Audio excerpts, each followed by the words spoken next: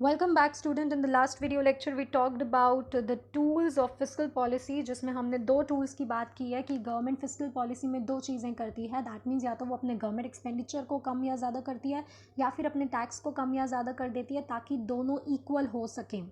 Right तो अब हम बात करते हैं पब्लिक एक्सपेंडिचर पॉलिसी. अब जब गवर्नमेंट के खर्चे की हम बात करते हैं तो हम इसमें ये समझेंगे कि गवर्नमेंट जो है वो खर्चा किस किस एरिया में करती है. गवर्नमेंट के जो एक्सपेंडिचर हैं वो दो चीज़ों में क्लासिफाई कर दिए जाते हैं. फर्स्ट इज़ डेवलपमेंट एक्सपेंडिचर, ऐसा एक्सपेंडिचर जिसमें डेवलपमेंट हो रही है, जिससे प्रोडक्टिव हो रहा है काम कुछ ना कुछ, जिससे लोगों की सैलरीज जनरेट हो रही हैं, जिससे फर्दर इनकम जनरेट हो रही है, फिर वो और ज़्यादा एम्प्लॉयमेंट जनरेट कर रहा है. Basically it is going to be productive for the economy, जिससे इकोनॉमिक ग्रोथ आ जाएगी. ठीक है, ग्रोथ की तरफ आप मूव करोगे, जीडीपी में कंट्रीब्यूशन बढ़ जाएगा. एक होता है non developmental expenditure. If we talk about old age pension देना, नरेगा की हम बात करते हैं जिसमें कोई अलग से कंट्रीब्यूशन नहीं आ रहा है. आप 100 days ऑफ एश्योर्ड एम्प्लॉयमेंट दे रहे हो, राइट, पर अलग से कोई इकॉनमी में ग्रोथ नहीं हो रही, प्रोडक्शन नहीं हो रही है, आप उन्हें अश्योर्ड दे रहे हो, वो नहीं भी काम कर पा रहा है, so you are paying them salaries, right. So ये एक ट्रांसफर पेमेंट टाइप हो जाता है. तो please read it. Public expenditure policy expenditure of the central government, state government or local government to satisfy social wants. social wants किसी भी तरीके की हो सकती हैं. एजुकेशनल नीड्स है आपकी सोसाइटी की, हॉस्पिटल्स की नीड है आपके सोसाइटी की, बहुत सारी नीड्स होती हैं एक सोसाइटी को जो गवर्नमेंट से चाहिए होती हैं. सो इन नीड्स को फुलफिल करने के लिए जब गवर्नमेंट एक्सपेंडिचर करती है, central, state or local government, that expenditure is being done to satisfy the social wants, and it accelerates economic growth of and yes of expenditure policy से क्या होता है, इससे economic growth आती है, poverty reduce होती है, and inequalities in income distribution कम होता है.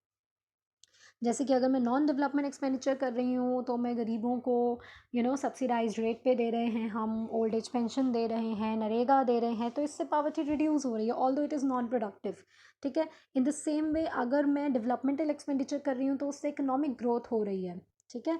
एंड अगर मैं गरीबों को कुछ बेनिफिट्स दे रही हूँ तो उससे इनकम डिस्ट्रीब्यूशन भी जो है वो कम इक्वली डिस्ट्रीब्यूट हो रही है.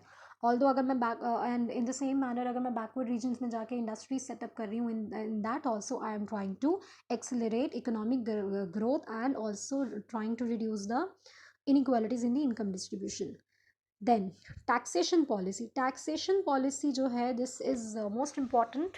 टैक्सेशन पॉलिसी पे अलग से क्वेश्चन बनता है बच्चे. टैक्सेशन पॉलिसी में आपने दो तीन बातों का ध्यान देना है. एक बार आप उसे सुन लीजिए, उसके बाद हम यहाँ से रीड करके भी आपको समझा देंगे, और उसके बाद when you will go through the book notes for this taxation and the fiscal policy completely जो मैंने आपको दिया, आप प्लीज़ उसको डीपली रीड करना इस वीडियो को सुनने के बाद, तो you will be able to understand all the points very clearly.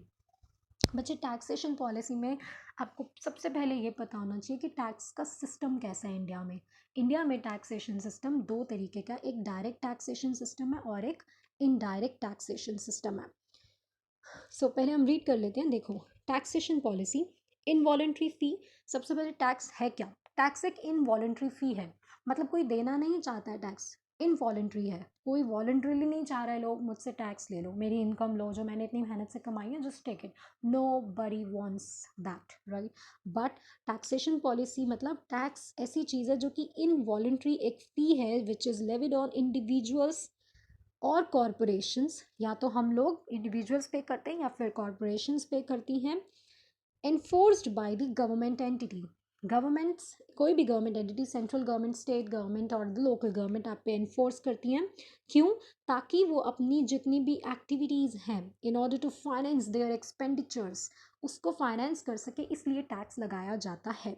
Now taxes are, हम बात करते हैं कि main sources of revenue of the government. Taxes जो है वो गवर्नमेंट के मेन सोर्स हैं रेवेन्यू के. जैसे हमने डोमेस्टिक रिसोर्स मोबिलाइजेशन में पढ़ा, BCR, balances of the current revenue. Taxes main source है रेवेन्यू का.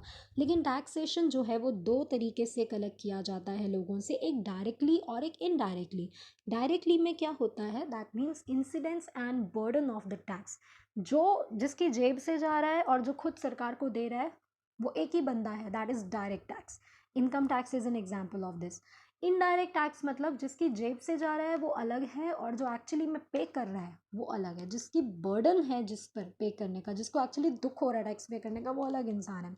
लेकिन इनडायरेक्ट टैक्स में ये होता है कि इतना आपको दुख नहीं होता है पे करने में, बिकॉज जब आप खरीद रहे हो, for example if you are buying a soap, आपने एक सोप खरीदा, you have already paid GST on that product,